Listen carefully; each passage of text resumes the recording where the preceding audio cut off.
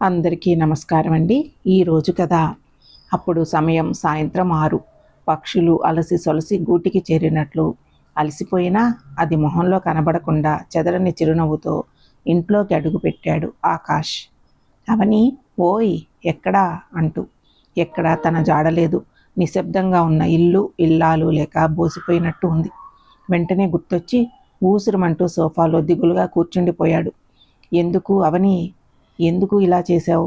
నన్ను ఒంటరిగా ఎలా వదిలి వెళ్ళావు అని అనుకుంటూ. 10 రోజుల క్రితం జరిగిన సంఘటన ఇంకా మనసులో మెదులుతూ బాధ పెడుతూనే ఉంది. ఒక నిర్ణయానికి వచ్చిన వాడిలాగా ఎవరికో ఫోన్ చేసి మాట్లాడి రేపు ఉదయం కల్లా అక్కడ ఉంటాను అని చెప్పి ఆలోచనల్లో మునిగిపోయాడు. ఎలాగైనా మళ్ళీ నా సంతోషాలన్నీ నా దగ్గరికి తెచ్చేసుకుంటా అని అనుకుంటూ ఒంటరిగా ఏమీ తినలేక, తినడానికి మనసు రాక తన ఫోటో పట్టుకుని చూస్తూ అవని వెళ్లే రోజు గొడవ అంతా తన కళ్ళ ముందు మెదిలింది. తన మొబైల్ ప్రాబ్లం వల్ల అవని మొబైల్ తీసుకుని కాల్ చేసి మాట్లాడుతుండగా వాట్సాప్ నోటిఫికేషన్లో ఒక మెసేజ్ కనబడుతుంది. హాయ్ డార్లింగ్, కాఫీకి కలుద్దాము రేపు అని. వెంటనే ఫోన్ పెట్టేసి మెసేజ్ని అవనికి చూపించాడు. ఏంటి ఇది అని. మార్నింగ్ హై అని మెసేజ్ వచ్చింది.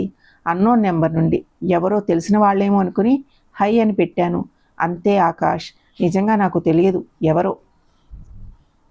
తెలియని నెంబర్స్ నుండి మెసేజ్ వస్తే రిప్లై ఇవ్వకూడదని తెలియని చిన్నపిల్లవా? ఆ మాత్రం జాగ్రత్త తెలియదా? ఏంటి ఆకాష్, చెబితే అర్థం కావడం లేదా? నేను కావాలని చేయలేదు అని. ఇద్దరికి మాట పెరిగింది ఆ విషయంలో. చేతిలో ఉన్న మొబైల్ విసిరి కొట్టాడు ఆకాష్ కోపంతో బాధతో. భార్య కోసం వ్యక్తిగతంగా ఒక్క నిమిషం టైమ్స్ కేటాయించడం తెలియదు, మనసు విప్పి మాట్లాడడం తెలియదు. భార్య కూడా మనిషే కదా, తనకి ఒంటరితనం ఉంటుంది కదా, తన ఫీలింగ్స్ షేర్ చేసుకోవాలి అని, తన బాధ సంతోషం పంచుకోవాలని ఉంటుంది కదా.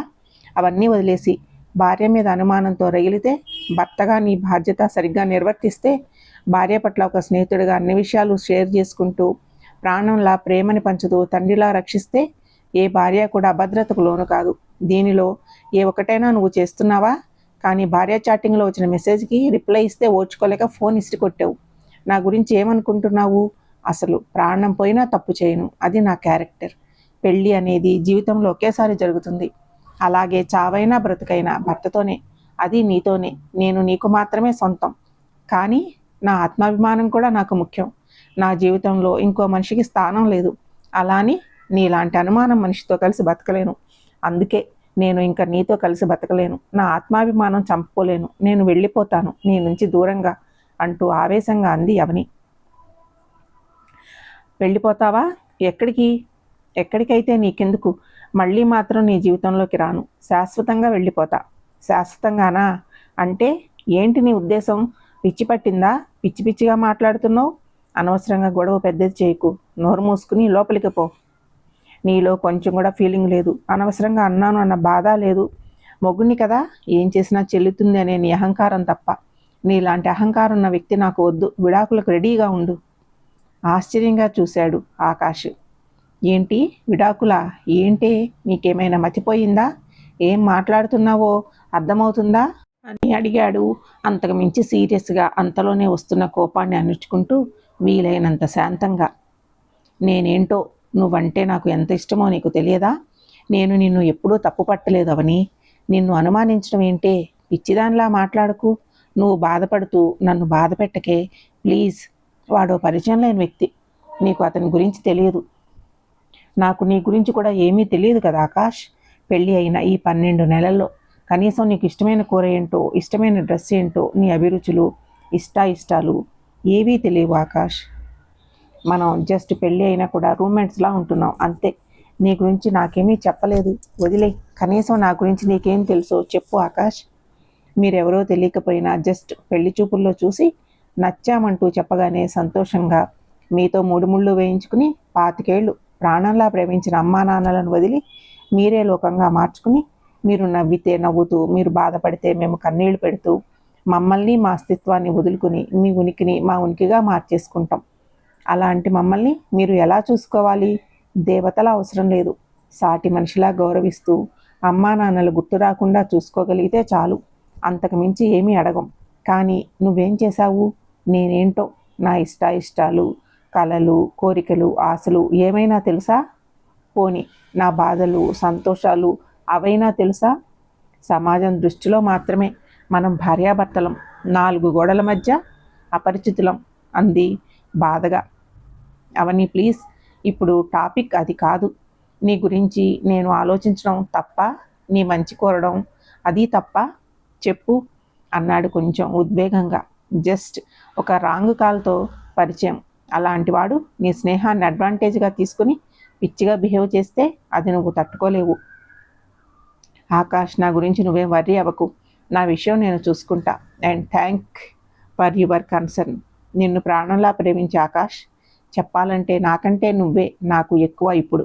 కానీ ఈ ఆకాష్ అవని పేర్లలాగే ఎప్పటికీ కలవమని అర్థమయ్యింది. సో ఇక నీ దారి నీది, నా దారి నాది, అంతే అంది. మరోసారి ఆలోచించవని ప్లీజ్.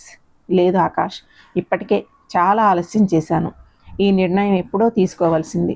నీ మనసులో నేను లేను అని తెలిసినప్పుడే ఈ నిర్ణయం తీసుకోవాల్సింది నేను.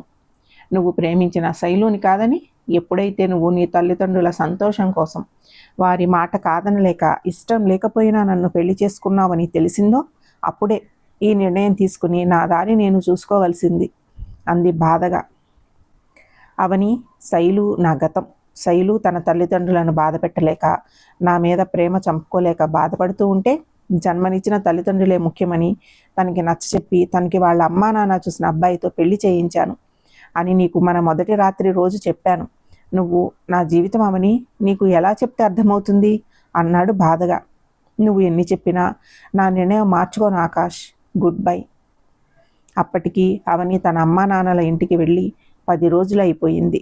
మంచంకి ఆనుకుని దిగులుగా ఆలోచనలో మునిగిపోయిన కూతురిని చూస్తూ సుజాత అంది. అమ్మా అవని, భోజనం చేద్దు గాని రా అమ్మా.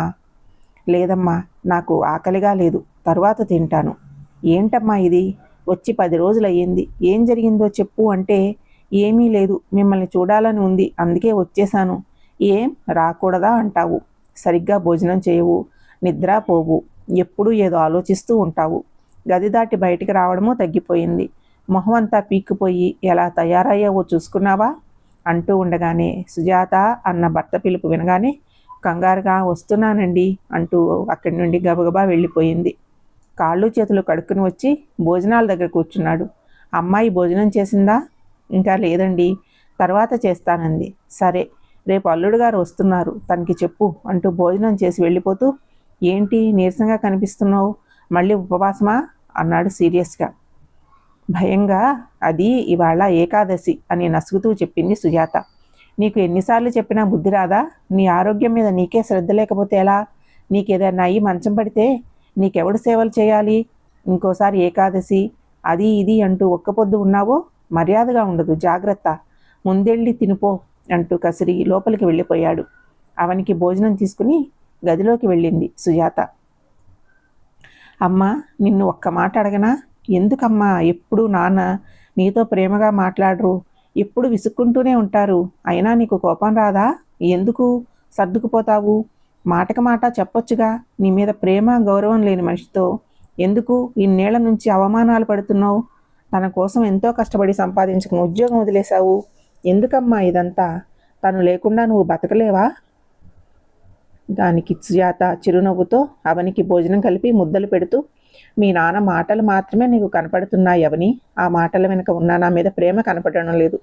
విసుక్కుంటున్నారు అన్నది మాత్రమే నీకు తెలుస్తుంది, కానీ ఎక్కడ నా ఆరోగ్యం పాడవుతుందో అన్న ఆందోళన నాకు చిన్నగా నలత చేసిన తల్లడిల్లిపోయి ఆయన మనసు నాకు కనబడుతుంది. కానీ మగవాళ్ళు కదా, వాళ్ళ భావాలను మనలాగా స్వతంత్రంగా బయటకు చెప్పలేరు. బయట ఎన్నో సమస్యలతో సతమతమవుతూ ఉంటారు. నాన్నకి నేనంటే చాలా ప్రేమ, దానిని అందంగా వ్యక్తం చేయడం మాత్రం ఆయనకి రాదు. మనస్ఫూర్తిగా నాతో బంధాన్ని నిలుపుకోవడం తప్ప నా మీద ఎప్పుడూ నాన్న ఆంక్షలు పెట్టలేదు. నా ఉద్యోగం విషయంలో కూడా. నీవు చిన్నగా ఉన్నప్పుడు మీ నానమ్మ తాతయ్యల ఆరోగ్యం పాడైంది. నాన్న అప్పుడప్పుడే బిజినెస్లో కుదురుకుంటున్నారు. వాళ్ళ కోసం, నీ కోసం ఒక కోడలిగా, తల్లిగా మీ మీద బాధ్యతతో నేను నా ఉద్యోగానికి మనస్ఫూర్తిగా రాజీనామా చేశాను. మనకి ఆత్మాభిమానం ఉండొచ్చమ్మా, అహంకారం మాత్రం ఉండకూడదు. నీ కోసం ఎప్పుడు ఆలోచిస్తూ నీ సుఖం కోసమే కష్టపడి వ్యక్తి కష్టాన్ని గౌరవించడం నీ బాధ్యత కాదా? భార్య చిరునవ్వులో పొద్దంతా పడ్డ కష్టం కూడా మరిచిపోయే పసి మనసు గల వాళ్ళమ్మ భర్తలు. కానీ పైకి ఏదో బింకంగా ఉంటారు అంతే. మనమే అర్థం చేసుకోవాలి.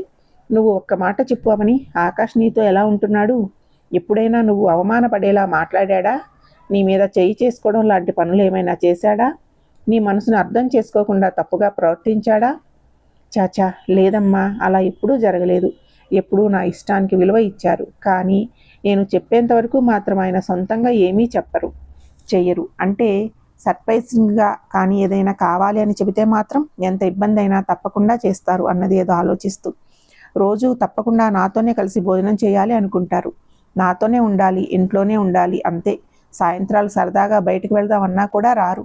కష్టపడాలి, సంపాదించాలి, ఏ సమస్య రాకుండా చూసుకోవాలని ఎప్పుడూ ఏదో ఒకటి చూస్తూ భవిష్యత్తు కోసం ఏవేవో ప్లాన్లు వేస్తూనే ఉంటాడు.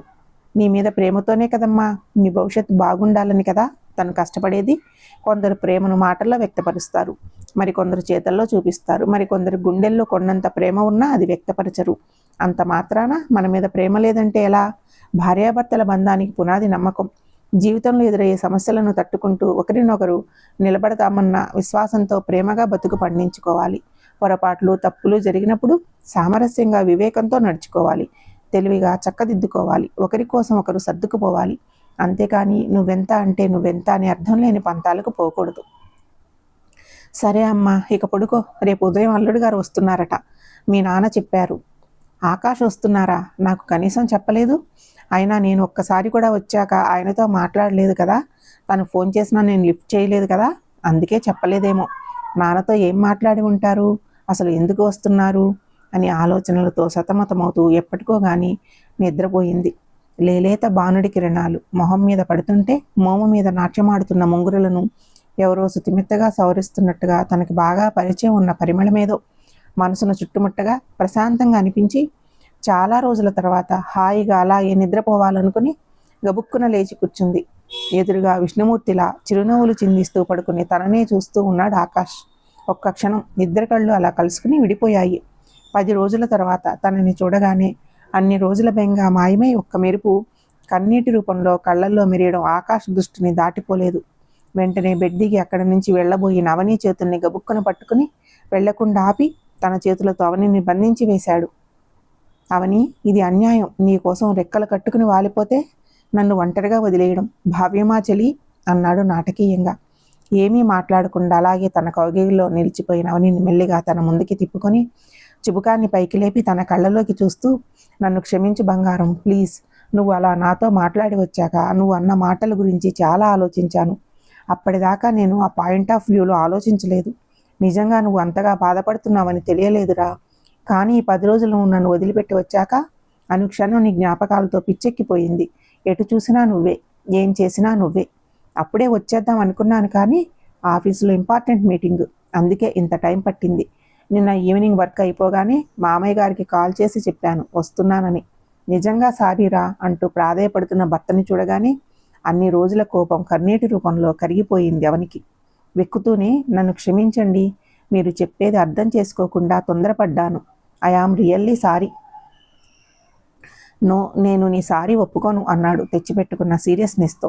అవని కంగారుగా ఆకాష్ కేసి బిక్కముఖం వేసుకుని చూస్తుంటే ఆకాష్ అల్లరిగా నవ్వుతూ, భార్యాభర్తలు ఒకరికొకరు సారీ చెప్పుకునే పద్ధతి కాదేమో బంగారం అంటుంటే సిగ్గుతో ఆకాష్ కౌగిలింతలో మొగ్గలా ముడుచుకుపోయింది.